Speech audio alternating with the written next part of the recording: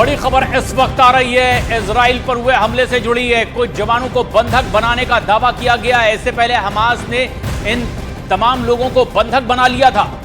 Israel के जवानों और नागरिकों को बनाया गया है बंधक। ये बड़ी अपडेट सामने आ रही है। आपको बताएं कि इजराइल के कुछ और नागरिकों को बंधक बनाने की ये बड़ी अपडेट सामने आ रही है।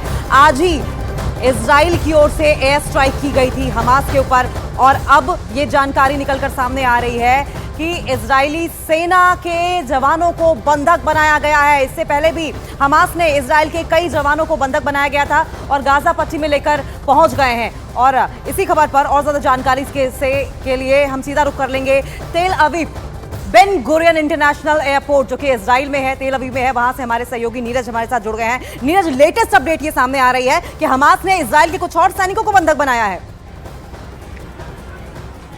देखिए, पहले से कुल 100 लोगों को बंधक बनाया था, लेकिन इस वक्त की सबसे बड़ी खबर आपको बता दें कि न्यूज़ 18 इंडिया की टीम इंडिया से इजराइल की धरती पर पहुंच गई है आपको हर पल की जानकारी देने अपने कैमरा पर्सन करम सिंह के साथ। और इस वक्त हम लोग तेल अवीव के एयरपोर्ट पे मौजूद है। तेल अवीव को आर्थिक राजधानी के तौर पे जाना जाता है, इजराइल की आर्थिक राजधानी को। और दुनिया भर से आपको ये जो भीड़ अभी एयरपोर्ट पे दिख रही है, आपको एक्सक्लूसिव तस्वीरें हम आपको दिखा रहे हैं इस वक्त कैमरे पर। दुनिया भर से जो यहूदी समुदाय के लोग हैं, इनमें ज़्यादातर यहूदी समुदाय के लोग हैं, उन्हें आप देख सकते हैं। दुनिया भर से, क्योंकि लगातार फ्लाइट कैंसिल हो रही है, एयरलाइंस जो हैं अपने फ्लाइट एक के बाद एक कैंसिल कर रहे हैं, इसलिए दुनिया भर में जो यहूदी समुदाय के लोग हैं वो अपने परिवार से मिलने के लिए अपने घर आना चाहते हैं। और इसलिए बड़ी संख्या में, आपको अब से थोड़ी देर पहले और बड़ी तादाद थी, लेकिन एयरलाइंस फ्लाइट कम होने की वजह से बहुत कम लोग आ पा रहे हैं। एयर इंडिया की फ़्लाइट कैंसिल हुई तो उनके बहुत सारे यात्रियों को दूसरे विमान में शिफ्ट करके यहाँ लाया गया, दूसरे एयरलाइंस के विमान में। और यहाँ आप देख सकते हैं, ये जो तस्वीरें आप देख रहे हैं ये दुनिया के अलग अलग हिस्सों से इसलिए महज आ गए हैं क्योंकि इनके देश में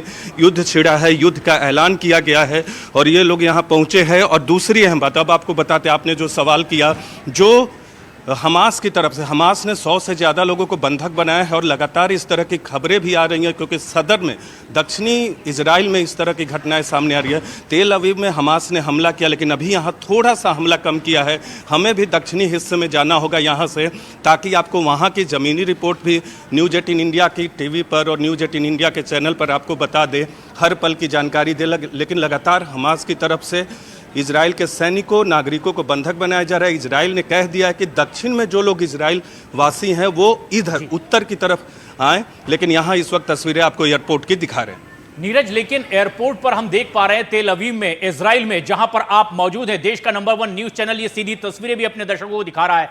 इजराइल के लोग जो एयरपोर्ट पर मौजूद हैं, उनका कुछ रिएक्शन आप तक पहुंचा है ताकि हम दर्शकों तक पहुंचा पाए? क्या कहते हैं वो इस हालात के बारे में?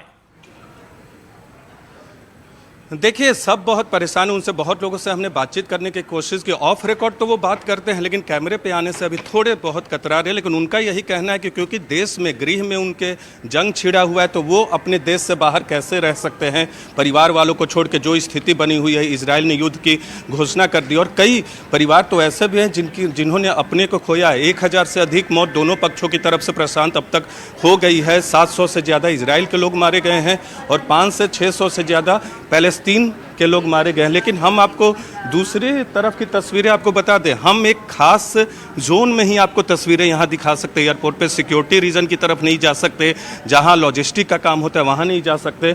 यहाँ की तस्वीरें आपको सिर्फ हम क्राउडेड जो यात्री हैं यहाँ उनकी दिखा सकते हैं, लेकिन लगातार सदर्न पार्ट में जंग जारी है। देख सकते परेशान यात्रियों को आप यहाँ जो यहाँ पहुँचे हैं अपने लोगों के बीच। अब थोड़ी देर में जाएंगे, दुनिया के अलग अलग हिस्सों से यहाँ जाएंगे और यहाँ अपने देश आकर खुशी है क्योंकि बहुत सारे फ्लाइट रद्द भी हो रहे हैं। हम कुछ लोगों से बातचीत करना चाह रहे हैं, अगर वो would you like to say something on present status in Israel? Yes, we just arrived. We heard about the situation. We arrived very strong. Israel always know how to fight against all the enemies, and I believe that we will do it as well. Also with this. So you came here to meet your family? We actually a citizen of Israel. We just arrived after the holidays. So we just arrived to join the army and to fight against the Hamas. So multiple airlines cancelled their flights because of this war and because of this air security situation. Do you think people are getting tougher to come here? I believe that the Israeli ministry do all what they can do to bring all the Israeli citizens. We had this situation with the Turkish Airlines, but we find a solution. Also, the airlines company knows about the situation, the difficult situation, but they know how to resolve that and to bring the citizen come back to Israel. So you hope that Israel will finally win over Hamas? Definitely, Israel will win. We're strong always, and we will be always. What do you think about the present situation and the whole thing? Hamas attacked Israel. Israel has announced war against Hamas. First of all, Hamas represent cruelty and shame of his people, and we as Israel, we need to make the revenge much better brutal in order to make them afraid of us, because They attacked students. They attacked on a festival.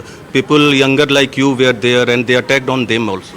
On southern part of your country.